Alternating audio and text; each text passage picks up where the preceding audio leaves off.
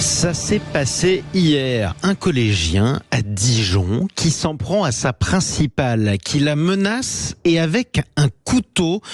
On en parle avec notre invité Didier Georges. Bonjour à vous. Bonjour. Et bienvenue sur Sud Radio. Secrétaire national du SNPDEN, UNSA, c'est le syndicat national des personnels de direction de l'éducation nationale. En gros, vous êtes le syndicat des principaux et des proviseurs, tout simplement. Un collégien qui sort un couteau, qui menace un de vos collègues. Je vais peut-être pas dire que c'est du jamais vu, mais heureusement c'est rare et c'est quand même invraisemblable. Ça démontre que personne n'est protégé dans les établissements scolaires. On a vu sur ces dernières années d'horribles assassinats, Samuel Paty, Dominique Bernard, et puis sans l'excellent réflexe de fuite et de déclenchement de l'alarme de notre collègue dijonnaise, sans doute on aurait pu assister à un troisième drame absolument terrifiant. Exactement. Alors quel est le mobile? Qu'est-ce qui fait que ce collégien s'est permis de menacer sa principale avec un collège? Je m'avance pas trop, il y a une enquête en cours et certainement une instruction qui est déjà commencée par les services judiciaires. Il semblerait qu'il ait été exclu de cours et qu'il voulait s'en expliquer avec sa principale, avec la chef d'établissement. Et après ce qui s'est passé dans son esprit, l'enquête le dira. Ouais. Il semblait être en possession, d'après ce que je lis aussi dans la presse et sur les médias, il semblait être en possession d'un couteau et animé d'une volonté d'agresser. Donc voilà, on va attendre d'avoir plus de détails pour donner un avis sur cette question. On verra justement ce que ça donne. Il aurait voulu s'expliquer avec un couteau. C'est un élève de 15 ans. Vous vous rendez compte? 15 ans, ça s'est passé au collège Herriot, à Chenauve, dans la banlieue de Dijon. Est-ce que ce genre d'agression, ou en tout cas de menace, est courant ou pas? Courant, je ne dirais pas ça, mais de plus en plus fréquent, c'est une évidence. Notre organisation syndicale aujourd'hui reçoit des remontées de plus en plus fréquentes sur des incidents. Alors, ça va de la simple menace à l'agression verbale jusqu'à parfois des tentatives d'agression physique. Bon, tout ça donne systématiquement lieu à des remontées institutionnelles, à des dépôts de plainte. On est plutôt bien protégé et je dirais que depuis quelques années maintenant, il y a des dispositifs qui ont été mis en place, en particulier avec les services de police. On a un référent police, donc ça permet souvent une certaine fluidité après dans le traitement des affaires quand c'est le cas. Mais c'est vrai que on assiste, pour répondre parfaitement à votre question, à une espèce de montée en puissance des incivilités et des agressions à l'endroit de tous les personnels. Il est bon de le préciser. On a les conseillers principaux d'éducation qui sont souvent aussi visés, les assistants d'éducation dans leur rôle parfois de régulateurs. Donc tous les personnels sont souvent concernés et ça monte en puissance. Il y a une désacralisation, si je peux me permettre, même si je n'aime pas beaucoup ce mot, des personnels de l'éducation dans l'exercice de leurs fonctions. Oui, c'est le moins qu'on puisse dire. Alors, cette principale, effectivement, elle est partie, elle a pris la fuite. Il l'a menacée de mort directement en pointant un couteau. Il lui a montré en plus un courrier en référence aux attentats de novembre 2015. Vous imaginez ce qui a dû passer dans la tête de votre collègue quand un élève pointe un couteau vers elle et lui lit ce genre de choses. Elle a déclenché l'alarme anti-intrusion. C'est quoi l'alarme anti-intrusion? Ça fonctionne comment?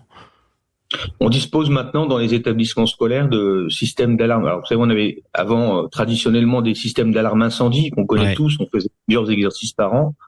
Et depuis les attentats, on a mis en place des systèmes d'alarme avec d'autres sonneries, des sonneries différenciées, alors qui peuvent correspondre à un attentat intrusion, mais qui peuvent aussi correspondre parfois à le risque chimique ou la nécessité de se confiner pour d'autres raisons. En l'occurrence, là, on voit bien d'abord tout l'intérêt de faire des exercices d'entraînement pendant l'année, puisque a priori immédiatement après le déclenchement de l'alarme, excellent réflexe de notre collègue, il faut quand même saluer sa bravoure et son professionnalisme. Et puis par ailleurs, ça a permis de mettre tous les autres élèves en sécurité, parce que si ce que je lis est exact, l'élève a ensuite tenté de retourner en classe, mais comme le confinement était déclenché, personne ne l'a laissé entrer dans une salle de classe. Donc c'est tout l'intérêt des entraînements, de ces nouveaux dispositifs qu'on a à notre disposition depuis quelques années maintenant.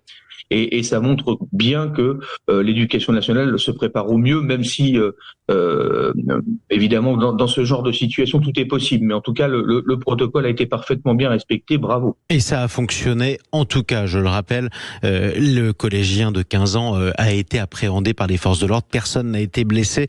Je voudrais qu'on dise un dernier mot quand même. Il était dans son collège avec un couteau. Est-ce que c'est facile d'entrer dans un collège avec un couteau, qu'on soit un enfant ou un adulte? Je vais me permettre une réponse qui n'en est pas une. Ce qui n'est pas facile, c'est de contrôler la présence des objets dans les cartables. Ouais. Quand vous ouvrez votre collège à 8h moins le quart du matin, vous avez des flux de 300, 400, 500 élèves. Faut pas oublier que sur un lycée, on est sur des flux qui sont parfois au-delà du millier d'élèves, sur un laps de temps d'entrée qui est de l'ordre de 10 minutes.